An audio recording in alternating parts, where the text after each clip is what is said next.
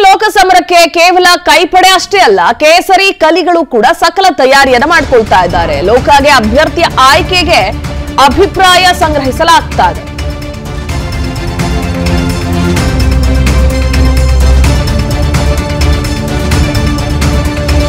ಕಾಂಗ್ರೆಸ್ ನಾಯಕರು ಒಂದ್ ಕಡೆ ಫೆಬ್ರವರಿ 15ರೊಳಗೆ ಮೊದಲ ಪಟ್ಟಿ ಫೈನಲ್ ಮಾಡ್ತಾರೆ ಅಂತ ಹೇಳಲಾಗ್ತಾ ಇದೆ. ಇನ್ನು ಮತ್ತೊಂದು ಕಡೆ ಬಿಜೆಪಿ ಪಾಳಯದಲ್ಲೂ ಕೂಡ ಏನ್ ಕಡಿಮೆ ಇಲ್ಲ. ಜನವರಿ 10 ಹಾಗೂ 13ರಂದು ಅಭಿಪ್ರಾಯ ಸಂಗ್ರಹಿಸ್ತಾರೆ. ಸಭೆ ಮಾಡಿ ಅಭಿಪ್ರಾಯವನ್ನ ಪಡೆದುಕೊಳ್ತಾರೆ ನಾಯಕರು. ಇನ್ನು ಬಿವೈ ವಿಜಯೇಂದ್ರ ಪ್ರಮುಖ ನಾಯಕರು ಅಭಿಪ್ರಾಯವನ್ನ ಸಂಗ್ರಹಿಸುತ್ತಾರೆ. ಕೇಂದ್ರಕ್ಕೆ ವರದಿಯನ್ನ ನೀಡುತ್ತಾರೆ. ವಿಜಯೇಂದ್ರ ಗೆಲ್ಲೋ ಅಭ್ಯರ್ಥಿಯನ್ನ ಆರಿಸಿ ಕೇಂದ್ರಕ್ಕೆ ಆ ಪಟ್ಟಿಯನ್ನ ಕಳಿಸೋದಕ್ಕೆ ನಿರ್ಧಾರ ಮಾಡಿದ್ದಾರೆ ನಾಯಕರು ರಾಜ್ಯದಿಂದ. ಲೋಕಸಮರಕ್ಕೆ ಪ್ರತಿಯೊಬ್ಬರಿಗೂ ಕೆಲಸ ಹಂಚೋದಕ್ಕೆ ಬಿವೈವಿ ಕೂಡ ಪ್ಲಾನ್ ಮಾಡಿದ್ದಾರೆ. ಎಲ್ಲಾ 7 ಮೋರ್ಚಾಗಳಿಗೂ ಬಿಜೆಪಿ ರಾಜ್ಯಾಧ್ಯಕ್ಷ ವಿಜಯೇಂದ್ರ ಟಾಸ್ಕ್ ಅನ್ನ ನೀಡೋದಕ್ಕೆ ಸಜ್ಜಾಗಿದ್ದಾರೆ. ಒಟ್ಟು 28 ಕ್ಷೇತ್ರಗಳಲ್ಲಿ ಗೆಲ್ಲೇಬೇಕು ಅನ್ನುವಂತಹ ನಿಟ್ಟಿನಲ್ಲಿ ಪಣ ತೊಟ್ಟಿದ್ದಾರೆ. ಸೊ ಈ ಹಿನ್ನೆಲೆಯಲ್ಲಿ ಸಕಲ ತಯಾರಿಗೂ ಕೂಡ ವಿಜಯೇಂದ್ರ ತಯಾರಿಗಳನ್ನ ಮಾಡ್ಕೊಳ್ತಾ ಇದ್ದಾರೆ. ಟಾಸ್ಕ್ ಅನ್ನು ನೀಡೋದಕ್ಕೂ ಕೂಡ ಸಜ್ಜಾಗಿದ್ದಾರೆ. ಒಟ್ಟು 7 ಮೋರ್ಚಾಗಳಿಗೂ ಕೂಡ ಬಿಜೆಪಿ ರಾಜ್ಯಾಧ್ಯಕ್ಷ ಬಿವೈ ವಿಜಯೇಂದ್ರ ಕೆಲಸಗಳನ್ನ ಅಂದ್ರೆ ಜವಾಬ್ದಾರಿಗಳನ್ನ ವಹಿಸೋದಕ್ಕೂ ಕೂಡ ಎಲ್ಲ ಪ್ಲಾನ್ ಗಳನ್ನ ಮಾಡ್ಕೊಳ್ತಾ ಇದ್ದಾರೆ. ಒಂದ್ ಕಡೆ ಶಾಸಕರು ಹಾಗೂ ಜಿಲ್ಲಾ ಮಟ್ಟದ ಪದಾಧಿಕಾರಿಗಳಿಂದಲೂ ಕೂಡ ಅಭಿಪ್ರಾಯ ಸಂಗ್ರಹಿಸಲಾಗುತ್ತೆ.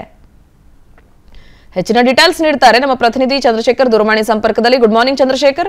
ಒಂದ್ ಕಡೆ ಕೈ ನಾಯಕರು ಕೂಡ ಲೋಕ ಸಮರಕ್ಕೆ ಸಜ್ಜಾಗ್ತಾ ಇದ್ದಾರೆ, ಮತ್ತೊಂದು ಕಡೆ ಬಿಜೆಪಿ ನಾಯಕರು ಕೂಡ ಒಂದು ಫಾರ್ಮ್ಯಾಟ್ ಅನ್ನೋ ರೀತಿಯಲ್ಲಿ ಒಂದು ತಯಾರಿಯನ್ನ ಮಾಡ್ಕೊಳ್ತಾ ಇದ್ದಾರೆ. ಅಭಿಪ್ರಾಯ ಸಂಗ್ರಹಿಸಲಾಗುತ್ತೆ. ಈ ಅಭಿಪ್ರಾಯ ಸಂಗ್ರಹಿಸುವಂತಹ ನಿಟ್ಟಿನಲ್ಲಿ ಯಾವ ರೀತಿಯಾದಂತಹ ಪ್ರೊಸೀಜರ್ಸ್ ಅನ್ನ ಅಥವಾ ಪ್ರೋಟೋಕಾಲ್ಸ್ ಅನ್ನ ಫಾಲೋ ಮಾಡ್ತಾರೆ ನಾಯಕರು?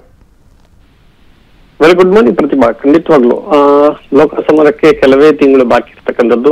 3-4 ತಿಂಗಳಲ್ಲಿ ಎಲ್ಲಾ ರೀತಿಯಲ್ಲೂ ಕೂಡ ತಯಾರಾಗಬೇಕು. ಸೊ ಹೀಗಾಗಿ ಬಿಜೆಪಿಯಲ್ಲಿ ಒಂದು ಹೆಜ್ಜೆ ಮುಂದೆ ಇರ್ತಕ್ಕಂಥದ್ದು. ಅದರಲ್ಲೂ ಪ್ರಮುಖವಾಗಿ ಈಗ ಕೇಂದ್ರ ಸರ್ಕಾರ ಇರ್ತಕ್ಕಂಥದ್ದು ಮೋದಿ ಅವರ ಮುಖವಾಣಿಯಲ್ಲೇ ಈಗಲೂ ಕೂಡ ಹೋಗ್ತಾ ಇರ್ತಕ್ಕಂಥದ್ದು. ಸೊ ಹೀಗಾಗಿ ಎಲ್ಲೋ ಒಂದ್ ಕಡೆ ಅದ್ರ ಜೊತೆಯಲ್ಲಿ ತಯಾರಿ ಕೂಡ ಅಷ್ಟೇ ಮಟ್ಟದಲ್ಲಿ ಆಗ್ಬೇಕು. ಯಾಕಂದ್ರೆ ರಾಜ್ಯದಲ್ಲಿ ಕಾಂಗ್ರೆಸ್ ಸರ್ಕಾರ ಇರೋದ್ರಿಂದ ಬಿಜೆಪಿ ಅಷ್ಟೊಂದು ನೆಗ್ಲೆಕ್ಟ್ ಆಗಿ ಹೋಗ್ತಾ ಇಲ್ಲ. ಸೊ ಎಲ್ಲೋ ಒಂದು ಕಡೆ ಸಮರ್ಥವಾಗಿ ಕೇಂದ್ರ ಸರ್ಕಾರದ ಯೋಜನೆಗಳು ಜೊತೆಯಲ್ಲಿ ಅದಕ್ಕೆ ತಕ್ಕಂತ ಪರಿಶ್ರಮವನ್ನು ಕೊಡ್ಬೇಕು ಅಂತಕ್ಕಂಥ ನಿಟ್ಟಿನಲ್ಲಿ ಬಿಜೆಪಿಯಲ್ಲಿ ಇರ್ತಕ್ಕಂಥ 7 ಮೋರ್ಚಾಗಳಿಗೂ ಕೂಡ ಕೆಲಸವನ್ನ ಹಂಚುವಂಥದ್ದು, ಅಂದ್ರೆ ಕೇಂದ್ರ ಸರ್ಕಾರದ ಯೋಜನೆಗಳನ್ನ ಜನರಿಗೆ ತಲುಪಿಸುವಂಥದ್ದು ಮತ್ತು ಆ ಫಲಾನುಭವಿಗಳೇನಿದ್ದಾರೆ ಅವರನ್ನ ಗುರುತಿಸಿ ನಿಮ್ಗೆ ಈ ರೀತಿ ಕೇಂದ್ರ ಸರ್ಕಾರ ಇರೋದ್ರಿಂದ ನಿಮ್ಗೆ ಈ ರೀತಿ ಫಲ ಸಿಕ್ಕಿದೆ, ಸೊ ಹೀಗಾಗಿ ನೀವು ಮತವನ್ನ ಬಿಜೆಪಿಗೆ ಕೊಡ್ಬೇಕು ಅನ್ನುವಂಥದ್ದು ಮತ್ತು ಮಹಿಳೆಯರನ್ನ ಸಂಘಟಿಸುವುದು, ಯುವಕರನ್ನ ಸಂಘಟಿಸುವುದು ಮತ್ತು ವಿವಿಧ ಮೋರ್ಚಾಗಳು ಅಂದ್ರೆ SC, ST, OBC